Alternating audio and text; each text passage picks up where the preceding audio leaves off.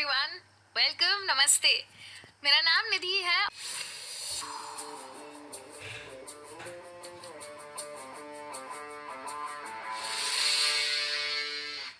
पिछली बार जब मैं आपसे मिली थी तो मैंने आपसे 1 2 3 4 5 6 की बात की थी। हाँ, मैंने आपसे सीक्वेंसिंग की बात की थी। अभी तक तो आप समझ ही चुके हैं कि वो क्या है। इस क्लास में मैं आपसे बात करने जा रही हूँ इनपुट और रिकमेंडेशन की। अब ये बड़े बड़े वर्ड्स हैं क्या? ये आप जो फोटो देख रहे हैं उसमें फीडबैक का एक फोटो है, फीडबैक का एक की है कीबोर्ड पे। आप वो प्रेस करेंगे और आप इस वीडियो में आगे बढ़ेंगे। तो इनपुट और रिकमेंडेशन होता क्या है? कई बार क्या होता है ना कि कभी कभी आप कुछ कर रहे हैं, कुछ बना रहे हैं, जैसे कोई प्रोजेक्ट बना रहे हैं या आप कुछ पढ़ाई कर रहे हैं, शायद आप रिसर्च पेपर लिख रहे हो, शायद आप कोई प्रेजेंटेशन बना रहे हो और कहीं पे आके आप अटक गए, किसी की मदद चाहिए। तो क्या करोगे? आप किसी को पूछोगे कि ये देखो मैंने ये किया है, आपका क्या ख्याल है इस पे?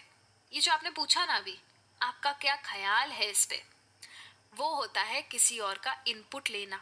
इन मतलब अंदर, पुट मतलब रखना। इनपुट मतलब कि अपने अंदर की बात किसी को देना। अपना इनपुट दो, मतलब आपको क्या लगता है कि इसमें क्या करना चाहिए। तो अगर आप किसी से उनका इनपुट मांगना चाहो तो आप इंग्लिश में वो चीज़ कैसे करो? क्योंकि इनपुट तो आप या तो अपने बॉस से मांगोगे या मैनेजर से मांगोगे या प्रोफेसर से मांगोगे, उनसे तो आपको इंग्लिश में ही बात करनी है। तो आप कैसे करोगे वो बताऊंगी, पर उससे पहले ये बताऊंगी कि सही टाइम क्या है इनपुट मांगने का। क्योंकि उसने, अगर उस इंसान ने आपकी मदद करने के लिए आपको हाँ बोला है तो आपको उस बात की खुशी होनी चाहिए, आपको अंदर से वो ग्रेटफुलनेस फील होनी चाहिए। और उसका मतलब ये नहीं है कि आप उनके सर पे चढ़ के खड़े हो जाओ। आपको उनको थोड़ी स्पेस देनी पड़ेगी। ऐसा नहीं है कि उन्होंने बोला हाँ मैं आपकी मदद करूंगा तो आप अगले दिन उनके ऑफिस पर जाके पहुंच जाओ, अभी करो मेरी मदद। क्योंकि वो पैसे नहीं ले रहे इस चीज़ के, वो बस ऐसे ही आपकी मदद कर रहे हैं। और पैसे ले भी रहे हो तभी भी आप उनके सर पे चढ़ के नहीं खड़े हो सकते। तो कुछ चीज़ें आपको याद रखनी चाहिए, क्योंकि आप जिससे इनपुट ले रहे हो ना वो आपसे ज़्यादा जानते हैं, इसीलिए आप उनसे इनपुट ले रहे हो। तो उनका रिस्पेक्ट करना हमारा काम है। तो सबसे पहले तो ये चेक करो कि वो इंसान फ्री है या नहीं है आपका प्रोजेक्ट या पेपर, जो भी प्रेजेंटेशन है वो देखने के लिए। क्योंकि आप उनको काम के बीच में डिस्टर्ब नहीं कर सकते। तो पहले तो ये चेक करो कि वो फ्री है। अगर वो फ्री है और वो अग्री करते हैं कि चलो अभी देख लेते हैं और फिर मैं बताता हूँ क्या करो आगे, तो फिर आप लेके जाओ उनके पास अपना प्रोजेक्ट, प्रेजेंटेशन या रिसर्च पेपर जो भी। दूसरा, पूछो पहले उनसे कि क्या वो आपकी मदद करेंगे, या तो उन्होंने आपको ऑफर किया है आपकी मदद करने के लिए। क्या आपने उनसे कोई अपॉइंटमेंट ली है, कोई टाइम ली है? अगर उन्होंने ऑफर किया है तो ऐसे ही बे टाइम तो हम किसी के ऑफिस में नहीं जा सकते। ये तो नहीं एक्सपेक्ट कर सकते कि मैं कभी भी जाऊंगा या जाऊंगी तो वो मेरी मदद कर देंगे। और उस इंसान को भी थोड़ा ऐसा लगेगा कि सिर्फ इसलिए कि मैंने हाँ बोला का मतलब ये थोड़ी है कि अब तुम मुझे 12 बजे भी फोन करके बोलोगे कि मेरी मदद करो, मैं अटक गया या अटक गई। ऐसा आप बिल्कुल नहीं कर सकते। ठीक है। तीसरा, आप इम्पेशेंट नहीं हो सकते। इम्पेशेंट का मतलब है बिल्कुल आप भागा दौड़ी में काम नहीं कर सकते। और ना उनको आप कह सकते हो कि आप भागा दौड़ी में मुझे बताओ कि क्या करूँ अभी, आगे क्या करूँ, आगे क्या करूँ, मैं अटक गया हूँ। ऐसे नहीं कर सकते। क्योंकि आपने जो बनाया है वो ऑब्वियसली डिटेल्ड है थोड़ा। आप किसी पॉइंट पे आके अटके हो, कोई भी प्रोजेक्ट है, पेपर है, तो डिटेल है। तो आपने तो इतना कुछ पढ़ के उसको बनाया है, उनको तो आप डायरेक्ट आपका प्रोडक्ट दिखा रहे हो। तो उनको थोड़ा टाइम तो दो ये सोचने के लिए कि आगे क्या किया जा सकता है। क्योंकि अगर आप चाहते हो कि वो आपको एक अच्छा सही जवाब दे तो आपको उनको थोड़ा टाइम देना चाहिए। कभी भी उनको ऐसा मत बोलो कि अभी की अभी मुझे बताओ कि मैं क्या करूं। थोड़ा टाइम दो, उनको सोचने दो, ताकि वो अच्छा डिटेल्ड इनपुट आपको दे सके। इतनी चीजें याद रखो इनपुट मांगने से पहले। और अभी इनपुट मांगना कैसे है उसकी बात करते हैं। कुछ क्वेश्चन या स्टेटमेंट्स हैं जो आप यूज कर सकते हो। जैसे कि आप बोल सकते हो what do you think of this. कुछ दिखाया आपने, आप बोल सकते हो what do you think of this, should I do it, should I not do it. और फिर वो अपने आप आपको इनपुट देंगे कि I think you shouldn't go with this because this has some problems into it. ठीक है। तो आप ऐसे करके क्वेश्चन पूछ सकते हो। फिर आप बोल सकते हो I have done this so far but what should I do next. इसके आगे क्या करूँ अब, समझ नहीं आ रहा। तो आपने क्या पूछा, what should I do next.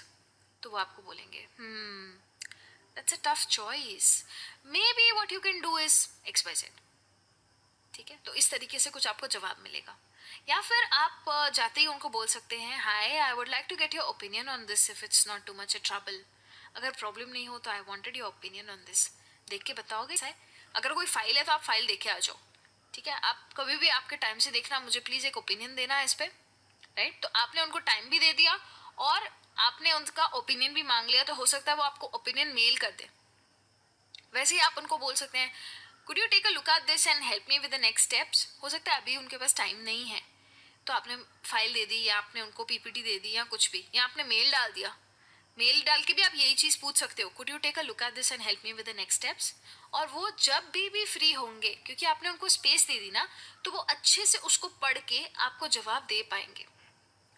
लिखते वक्त आप ये भी बोल सकते हो, I wanted to ask your input regarding this, can we talk about this tomorrow. तो आपने उनको एक टाइम लिमिट दे दी, आज आप देख लो, कल इसकी बात करें, तो वो भी चलेगा। सामने सामने भी ऐसे बोल सकते हो, I wanted to ask your input regarding this, when are you free. तो वो आपको बोलेंगे ठीक है 4 बजे आ जाना, बात करते हैं। तो इस तरीके से आप उनका इनपुट मांग भी रहे हैं और उनको स्पेस भी दे रहे हैं, टाइम भी दे रहे हैं। वैसे ही आप पूछ सकते हैं, ज़रूरी नहीं है कि इनपुट हमेशा पेपर या प्रेजेंटेशन या प्रोजेक्ट पे ही हो, आप जो काम कर रहे हैं उसके ऊपर भी हो सकता है। आप अगर आपके मैनेजर से बात कर रहे हैं तो आप बोल सकते हैं, what do you think about my performance, should I improve somewhere. तो आप उस चीज़ में उनका इनपुट यानी कि आइडिया ले रहे हैं कि अब आगे इसमें क्या करना चाहिए, कुछ चेंज करना चाहिए या नहीं करना चाहिए। या फिर आपने बोला, please give me an honest feedback on my performance, तो मुझे पता चले कि मैं आगे क्या करूँ। ठीक है, तो ये बहुत ही डिसेंट, बहुत ही सिंसियर तरीके हैं इनपुट मांगने के। या फिर अगर आप कुछ दिखा रहे हैं, आपने कुछ प्रिपेयर कर लिया है, तो आप उनको बोल सकते हैं, do you have anything to add, like should I add something to this. तो वो बताएंगे कि यहाँ पे ये चेंज कर दो, यहाँ पे ऐसे ऐड कर दो। वैसे ही अगर आप किसी चीज़ को इम्प्रूव करना चाहते हैं तो आप पूछ सकते हैं, I would like to know your suggestions on how to improve this. तो वैसे ही वो बोलेंगे, give me some time, I'll add on something and I'll give you a few suggestions tomorrow। या फिर वो तुरंत आपको सजेशन दे देंगे, अगर उन्होंने सोच लिया है तो वो तुरंत दे देंगे। हर इंसान अलग होता है, आपका फर्ज है कि आप उनको टाइम दो अगर वो मांगते हैं तो, या ऐसे ही। और उनको बहुत फोर्स मत करो कि वो अभी ही आपको इनपुट दे, क्योंकि अभी ही अगर इनपुट मिलेगा तो इतना अच्छा भी नहीं मिलेगा। वैसे ही आप बोल सकते हैं, आपने कुछ मेल कर दिया सपोज, तो आप वहाँ पे भी लिख सकते हैं, do let me know your thoughts on this. या फिर आप ये सेम चीज़ बोल भी सकते हैं, do let me know your thoughts on this whenever you get time. तो वो बोलेंगे ठीक है, कल शाम 5 बजे आ जाना। वैसे ही आपने पीपीटी दे दिया, please take a look at this and can we discuss this in detail, I wanted some help. तो वो बोलेंगे हाँ कोई बात नहीं, आ जाओ। ठीक है, या फिर वो बोलेंगे कल मैं फ्री नहीं हूँ, परसों आ जाओ, तो आपको टाइम मिल जाएगा। आप भी समझ लोगे, वो भी पीपीटी देख लेंगे, तो आप लोगों को एक दूसरे के प्रेशर के बिना वो स्पेस मिल जाएगा और आपको जो इनपुट मिलेगा वो सोचा समझा, अच्छे से प्रिपेयर किया हुआ इनपुट मिलेगा। जितना टाइम आपने डाला है प्रेजेंटेशन में, उतना ही टाइम उन्होंने इनपुट में डाला होगा। इसीलिए ये क्वेश्चंस आप यूज़ कर सकते हो। बट इनपुट मिलते वक्त कुछ चीज़ें याद रखना बहुत ही ज़्यादा ज़रूरी है। देखो, कोई इनपुट देगा ना तो डेफिनेटली कोई चेंज की तो बात करेगा, या कोई बोलेगा कि ये चीज़ अच्छी नहीं लग रही, इसको चेंज कर दो। तो आपका माइंड ओपन होना चाहिए चेंजेस के लिए भी और क्रिटिसिज्म के लिए भी। उसका मतलब ये नहीं होता है कि सामने वाला इंसान आपकी बुराई कर रहा है, वो सिर्फ आपको बता रहा है कि ये चीज़ ऑडियंस पर्सपेक्टिव से अच्छी नहीं लग रही है, तो आप चेंज कर दो, क्योंकि आप गए थे इनपुट मांगने, तो उस चीज़ का रिस्पेक्ट करो। आप इनपुट उसी इंसान से मांगा करो कि जिसको इतना एक्सपीरियंस है उस फील्ड में कि वो आपको उस चीज़ में इनपुट दे सके। किसी दोस्त से मांगोगे तो शायद इतना अच्छा इनपुट ना मिले, क्योंकि वो आपके फील्ड को आपकी तरह या किसी एक्सपीरियंस पर्सन की तरह नहीं समझ सकते हैं। यही अगर आप किसी एक्सपीरियंस्ड पर्सन से, किसी सीनियर से आप इनपुट मांगोगे ना, तो उनका सजेशन होगा ही ऐसा कि आप भी उसको इनकॉर्पोरेट करना चाहोगे, क्योंकि उन्होंने इतनी चीज़ें देख रखी है ऑलरेडी। तो उनका सजेशन आपको गलत नहीं लगेगा और आप इजीली उसको एक्सेप्ट भी कर पाओगे। दोस्तों में कई बार जेलसी भी होती है और ये सब प्रॉब्लम्स भी आते हैं, इसलिए शायद सही सजेशन ना मिले, तो ये चीज़ों का ध्यान रखना।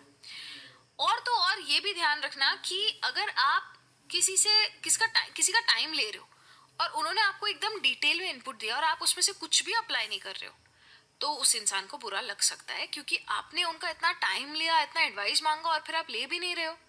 मैं ये नहीं कह रही हूँ कि आपको लेनी ही है, क्योंकि ऐसा नहीं होता है कि कंपलसरी है कि आपको किसी का एडवाइस लेना ही है। लेकिन अगर आपने किसी सीनियर का इतना टाइम लिया है तो उसमें से कुछ चीज़ें अप्लाई करना। अदरवाइज डिसीजन आपका है, आपका प्रेजेंटेशन है, आपको चेंज करना चाहो या नहीं करना चाहो वो डिसीजन आपका है। बट अगर आप किसी का इतना टाइम ले रहे हो तो उनको बुरा ना लगे, इस चीज़ का ध्यान रखना, क्योंकि लाइफ में आगे भी तो आपको इनपुट्स चाहिए होंगे उनसे। तो ये रिलेशनशिप आप अपना अच्छा मेंटेन कर लेना। सुनो सबकी, करो खुद की। हो सकता है कि आप किसी से इनपुट ना मांगे पर कोई और आपसे मांगे। सिर्फ इनपुट ही क्यों, कोई सजेशन मांग सकता है, कोई एडवाइस मांग सकता है, कोई रिकमेंडेशन भी मांग सकता है। दोस्त हो, रिलेटिव हो, या कोई सीनियर हो, कोई जूनियर हो, कहीं पे भी कुछ भी कोई भी मांग सकता है आपसे। इनपुट क्या होता है ना कि कोई प्रोजेक्ट प्रेजेंटेशन वगैरह में मांगा जाता है।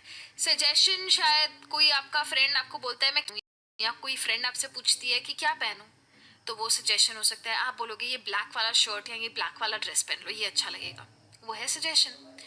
एडवाइस कोई इंपॉर्टेंट मैटर्स पे हो सकती है कि जैसे मैं माइग्रेट करूं या नहीं करूं ऑस्ट्रेलिया तक, मैं जाऊं या नहीं जाऊं, ये जॉब लूं या नहीं लूं, ये इंश्योरेंस पॉलिसी खरीदूं या नहीं खरीदूं। एडवाइस कुछ ऐसी चीज़ों पे हो सकती है। रिकमेंडेशन तो हमें फ़ोन पे मिलते ही रहते हैं। रिकमेंडेशन कि यहाँ पे खाओ, वहाँ पे खाओ, यहाँ पे खरीदो, वहाँ पे खरीदो, ये सब रिकमेंडेशंस होते हैं। तो अगर आपको इनमें से कोई भी चीज़ देनी है तो आपको कौन सी लैंग्वेज यूज़ करनी चाहिए। लैंग्वेज तो आप इंग्लिश ही यूज़ करोगे, पर इंग्लिश में किस तरीके की लैंग्वेज आप यूज़ करोगे वो मैं आपको सिखाने वाली हूँ अभी। क्योंकि जब आपसे कोई कुछ पूछ रहा है तो सबसे पहली चीज़ तो ये है कि ऐसा हो सकता है कि वो आपका सजेशन या रिकमेंडेशन यूज़ ना करे। हो सकता है उन्होंने बात के लिए रखा हो सकता है उन्हें पसंद ही ना आया हो, तो वो यूज़ ना करें। उस चीज़ में बुरा लगाने वाली कोई बात नहीं है। जैसे मैंने आपको इनपुट में बताया ना कि डिसीजन आपका है, सुनो सबकी, करो खुद की, वैसे ही हर कोई ऐसा ही करेगा। अगर आप किसी का इनपुट नहीं ले रहे हो तो ज़रूरी नहीं है कि हर कोई आपका इनपुट भी ले ही या लेके उसको फॉलो करे ही। हो सकता है कि वो ना करे, तो उसमें बुरा मत लगाना, ठीक है। और आपको बाय नेचर सजेशन देते वक्त थोड़ा पोलाइट, थोड़ा एक्सेप्टिंग होना पड़ेगा, क्योंकि अगर हम अपना सजेशन किसी के ऊपर पुश करते हैं ना तो वो शायद ना करना चाहे। तुम यही वाला चीज़ लो, तुम यही करो, यही सही है, कोई नहीं करेगा। कोई इंटरेस्टेड नहीं है कि कोई उनको पुश करे। जल्दबाजी में कोई सजेशन मत दो, टाइम लो सोचने का, क्योंकि उस वक्त जो आपके माइंड में आया वो सही ही हो ऐसा ज़रूरी नहीं है। तो थोड़ा टाइम मांगो उनसे। इनपुट में मैंने आपको कहा था ना दूसरों को टाइम दो, वैसे ही जब आपको किसी को इनपुट देना है तो आप भी टाइम मांगो। मुझे कल शाम 5 बजे तक का टाइम दो, मैं सोच के बताती हूँ। तो आप कोई अच्छा एडवाइस दे पाओगे, सोच समझ के, देख परख के, फिर आप एक एडवाइस दे पाओगे और वो एडवाइस सामने वाले को काम भी आएगी। वरना जल्दबाजी में दिया हुआ सजेशन या एडवाइस ऐसा लगेगा कि बस ख़त्म करने के लिए कर दिया, और अच्छा एडवाइस भी नहीं निकलेगा। तो टाइम लेके सोच के दो। सबसे इंपॉर्टेंट चीज़ पता है क्या है?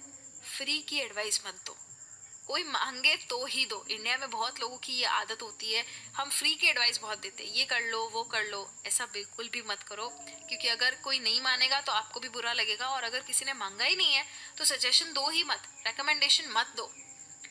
कैसे देना है रिकमेंडेशन, अब मैं उसकी बात करती हूँ। मेथड्स बहुत सारे हैं, फ्रेजेस बहुत सारे हैं, बट कुछ मैं आपको टेक्निक सिखा रही हूँ। सेंटेंसेस आप बना लोगे। अब आपको इतनी इंग्लिश तो आती है कि आप बेसिक सेंटेंसेस बना सकते हो।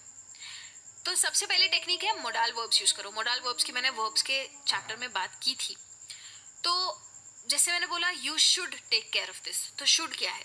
मोडाल वर्ब है, ठीक है। तो you should do this, you should take care of this. तो मैंने आपको कोई एडवाइस दी है, you should do this, you should take care of this, you ought to do more of this. तो ये एक टाइप की एडवाइस है कि आपको करना चाहिए। शुड का मतलब ये होता है, यू ऑट टू डू, करना ही चाहिए, ऑट का मतलब है। तो ये एक तरीका है एडवाइस देने का। तो जब आप ये यूज़ करते हो ना, तो आप किसी को पुश भी नहीं कर रहे हो, और आप बस उनको एक आइडियल चीज़ बता रहे हो कि ये करना चाहिए, मेरे हिसाब से तो ये करना चाहिए आपको। वैसे ही आप उनको सवाल भी पूछ सकते हो, हाउ अबाउट दिस, आप ऐसा करोगे? How about doing this? या अगर आप साथ में काम कर रहे हो ना, तभी भी आप ये यूज़ कर सकते हो। Why don't we try something like this, ऐसा कुछ ट्राई करते हैं। आपने कुछ रेकमेंड किया, अपने पार्टनर को आपने कुछ रेकमेंड किया, या फिर आपने आपसे किसी ने एडवाइस मांगी और आपने सजेशन दिया। Have you thought of doing this? आपने सोचा है अगर आप ऐसा करोगे तो क्या होगा? Have you thought of buying this policy? ये मेरा एडवाइस है, मुझे लगता है ये एडवाइस अच्छा है, मुझे लगता है कि ये पॉलिसी आपके लिए अच्छी है। तो आपने सोचा है कि ऐसा कुछ करना है? या किसी को ज़्यादा जानने के लिए भी कई बार हम ऐसे सवाल पूछते हैं, शैल वी ईट हियर, यहाँ खा लें, ये मेरा रिकमेंडेशन है, ये रेस्टोरेंट बहुत अच्छी है, शैल वी ईट हियर? तो ऐसा नहीं है कि रेस्टोरेंट के बाहर जाके आपने पूछा है, हो सकता है आप ऑनलाइन देख रहे हो रेस्टोरेंट, यहाँ चले, यहाँ खा ले, ये मेरा रिकमेंडेशन है। तो सवाल पूछने से क्या होता है, सामने वाले को स्पेस मिलती है हाँ या ना बोलने की, और आपको भी क्लियर हो जाता है अच्छा इनको ये नहीं चाहिए, ये पसंद है नहीं पसंद है, ठीक है चलो आगे देखते हैं। तो बुरा भी नहीं लगेगा, सामने वाला हाँ और ना भी बोल पाएगा। अगर आप उनसे बड़े हैं पोजीशन में या एज में, तो उनको बहुत प्रेशर्ड भी फील नहीं होगा और आप उनको कंफर्टेबल भी फील करवा पाओगे। एक और तरीका है बात करने का। अब व्हेन आई से put yourself in other person shoes, मैं लिटरली बात नहीं करी, मैं ऐसा नहीं कह रही कि आप बिल्कुल ही सोचो कि वो क्या करेगा, पर बोलने का एक तरीका है। If I were you, I would make a few changes here. बोलने के लिए सिर्फ हम ऐसा बोलते हैं, अगर मैं तुम्हारी जगह होता या होती तो मैं ऐसा कुछ करती। उसका मतलब ये नहीं है कि वो करेंगे ही, उसका मतलब ये नहीं है कि आपने सोचा कि आप वो होते तो क्या होता। ये सिर्फ एक बोलने का मेथड है जो कि बहुत ही ज़्यादा एडवांस्ड है, बहुत ही ज़्यादा सोफेस्टिकेटेड है। If I were you, I would make a few changes here. मैं होती तो मैं तो ये करती, बाकी आपको क्या करना है आप देख लो। तो जब आप ऐसे बोलते हो ना, इफ़ आई वर यू, तो इंसान को लगता है अच्छा हाँ शायद ये बात सही है, और आपकी एडवाइस शायद वो लेते हैं, आपका रिकमेंडेशन वो लेते हैं। वैसे ही ऐसा वर्ड यूज़ करो कि आप सजेस्ट कर रहे हो, रिकमेंड कर रहे हो, एडवाइस दे रहे हो, तो वो वर्ड जब आप यूज़ करते हो तो सामने वाले को पता चलता है अच्छा आप सजेस्ट कर रहे हो, फोर्स नहीं कर रहे आप उनको, आप सजेस्ट कर रहे हो। आई would strongly suggest against this. भले मैंने बोला स्ट्रांगली, तो मेरा तो ये ओपिनियन है कि आपको ये नहीं ही करना चाहिए, पर फिर आप देख लो। I would strongly suggest against this, तो आप बोल सकते हो हाँ मैंने तो मना किया। My personal recommendation would be doctor Milan. आपको अगर आंखों का दिखाना है तो my personal recommendation is doctor Milan. उनके पास जाओ, मैं जा चुकी हूँ तो मुझे पता है, तो मैं बोलूँगी माई पर्सनल रिकमेंडेशन। मेरे पर्सनल एक्सपीरियंस के हिसाब से मैं आपको रिकमेंडेशन दे रही हूँ, मैं सिर्फ सुन परख के नहीं दे रही हूँ। आई हाईली रिकमेंड दिस, मैंने किया हुआ है, आई हाईली रिकमेंड दिस, ये चीज़ ले लो बहुत अच्छी है। फिर ऐसे भी बोल सकते हो my advice is don't go out roaming at nights. अगर क्राइम नहीं चाहते हो तो don't go out roaming at nights, ये तो मेरा एडवाइस है। उसका मतलब ये नहीं है कि आपको मेरा एडवाइस फॉलो करना ही है, अगर आपको बाहर जाना है तो आप जा सकते हो, ये तो सिर्फ मेरा एडवाइस है कि don't go out roaming at nights. तो इस तरीके से आप ऐसे वर्ड्स यूज करके, सजेस्ट, रेकमेंड या एडवाइस जैसे वर्ड्स यूज करके आप उनको स्पेस भी दे रहे हो, और आप अपना ओपिनियन भी काफ़ी स्ट्रांगली उनके आगे रख रहे हो, पर उनके पास फिर भी ऑप्शन है कि वो मानना चाहते हैं या नहीं मानना चाहते हैं। ये सब तो स्पेसिफिक मेथड्स थे। अब मैं आपको थोड़े और एक्स्ट्रा मेथड्स भी सिखा देती हूँ जो आपके काम लगेंगे थोड़े बहुत। This is worth a try का क्या मतलब है कि ये करके देखने जैसा है, वर्थ अ ट्राई कर सकते हो। तो मैंने कहीं पे भी एडवाइस, सजेस्ट, रिकमेंड नहीं किया, मैंने कहीं पे भी क्वेश्चन नहीं पूछा, मैंने कहीं पे भी शैल, शुड, विल, वुड नहीं लगाया, ऑक्सिलरी नहीं लगाया, मोडाल वर्ब नहीं लगाया कहीं पे भी। तो उसके बदले मैंने दूसरा आपको सेंटेंस स्ट्रक्चर दे दिया कि आप ये स्ट्रक्चर यूज कर सकते हो। वैसे ही you should try this out and I am sure it will work for you. एक बार ट्राई करके देखो, आपके लिए अच्छा काम करेगा, मुझे ऐसा लगता है। ठीक है, और सामने वाला इंसान आपको हाँ हाँ कर सकता है, आपको भी अगर कोई ऐसा बोले तो आप हाँ हाँ कर सकते हो, और फिर डिसाइड कर सकते हो कि आपको करना है कि नहीं करना है। मेरे हिसाब से तो the sooner you accept the problem the better you will be at handling it, right. I think the sooner you accept it the better you will handle it. आप देख रहे हो मैंने स्ट्रक्चर कितना एडवांस यूज किया है। The sooner you do this the better will be it will be. तो मेरे हिसाब से जितना जल्दी आप प्रॉब्लम एक्सेप्ट करोगे उतना अच्छा आप उसको हैंडल कर पाओगे। कभी कभी क्या होता है, कुछ लोग प्रॉब्लम में होते हैं और एडवाइस मांगते हैं, जैसे लॉ की एडवाइस किसी ने मांग ली, तो तब आप बोल सकते हो I believe your only option is moving out, और कोई ऑप्शन मुझे तो फीजिबल नहीं लग रहा है, मेरे हिसाब से तो यही एक आपका ऑप्शन है, ये कर लो। कोई एडवाइस मांग रहा है तो कोई कुछ सोच समझ के आपसे एडवाइस मांगने आया होगा, आपको पता होगा, और शायद उनके मन में हो कि मैं इनकी एडवाइस ले लूँ, ज़्यादातर केसेस में लोग ले लेते हैं, तो आप ये तरीके से भी एडवाइस दे सकते हो। I think this might work, ये शायद चल जाएगा, हो सकता है ये चल जाए, तो मैं पॉसिबिलिटी, प्रोबेबिलिटी में बात कर रही हूँ। This might work for you, try करके देखो, ट्राई करने में क्या हर्ज है, उसको बोलते हैं ना this is worth a try, try करने में क्या हर्ज है। तो इस तरीके से भी आप उनको एडवाइस या सजेशन या रिकमेंडेशन दे सकते हो। ये सब कोई स्पेसिफिक स्ट्रक्चर में नहीं आते, ये सब बस एक थोड़े बहुत सेंटेंसेस है, ऐसे आप और भी सेंटेंसेस ढूंढ सकते हो और उसको यूज कर सकते हो। पर जब भी आप किसी को रिकमेंडेशन दे रहे हो ना, तो कुछ चीज़ें हमेशा याद रखो, जैसे मैंने बोला किसी को फोर्स मत करो कि वो आपका ही माने, किसी को पुश मत करो कि आपको यही करना है, ठीक है। और कभी भी अगर आप कोई एडवाइस देते हो तो सामने वाले को आपका लॉजिकल रीजन भी दो कि मैं ये एडवाइस दे रहा हूँ या दे रही हूँ क्योंकि मैंने ये देखा है, इस बेसिस पे मैं इस कंक्लूजन पे आई हूँ कि आपको ये एडवाइस यूज करनी चाहिए। जब आप किसी को रीजन देते हो ना तो उनको आपकी बात बेटर समझ में आती है। कई लोगों का क्या आदत होता है कि हम बड़े हैं, हम जो बोले वही सही है। हो सकता है कि आप जो बोल रहे हैं वो सही है, लेकिन सामने वाले को पता कैसे चलेगा कि जो आप बोल रहे हैं वो सही है। आजकल के बच्चे, जरूरी नहीं है कि आप बड़े हैं इसीलिए आपकी बात माने। तो इसीलिए जब आप एक रीजन दे देते हो ना, जब आप कोई लॉजिक समझा देते हो, तब सामने वाला जल्दी आपकी बात मानता है। फिर भी इंसिस्ट मत करो, नहीं आपको यही करना है यही करना है, ऐसा मत करना बिल्कुल भी। सामने वाले को स्पेस देना कि वो आपका सजेशन लेना चाहे तो ले, ना लेना चाहे तो ना ले। आपका काम सिर्फ सजेशन देना था बस। सजेशन देने का मतलब ये नहीं है कि डिसीजन आपका हो गया। तो वो बाउंड्री रखना, वो स्पेस देना सामने वाले को, और हो सके उतना पोलाइटली अपना सजेशन देखना, हो सके उतना शांति से ये सजेशन देना। ये चीजें बस याद रखो और आपका सजेशन अच्छे से हो जाएगा। आज के लिए इतना ही। आज मैंने आपको सिखाया है कि आपको इनपुट कैसे लेना है और सजेशन कैसे देना है। अगली क्लास में मैं आपसे मिलने एक और नया टॉपिक लेके, और उस टॉपिक का नाम है इलैबोरेशन कैसे करना है, आस्किंग फॉर इलैबोरेशन एंड इलैबोरेटिंग और इलैबोरेशन क्या है, इसके बारे में अगली क्लास में बात करूंगी। पर तब तक के लिए thank you so much and bye bye.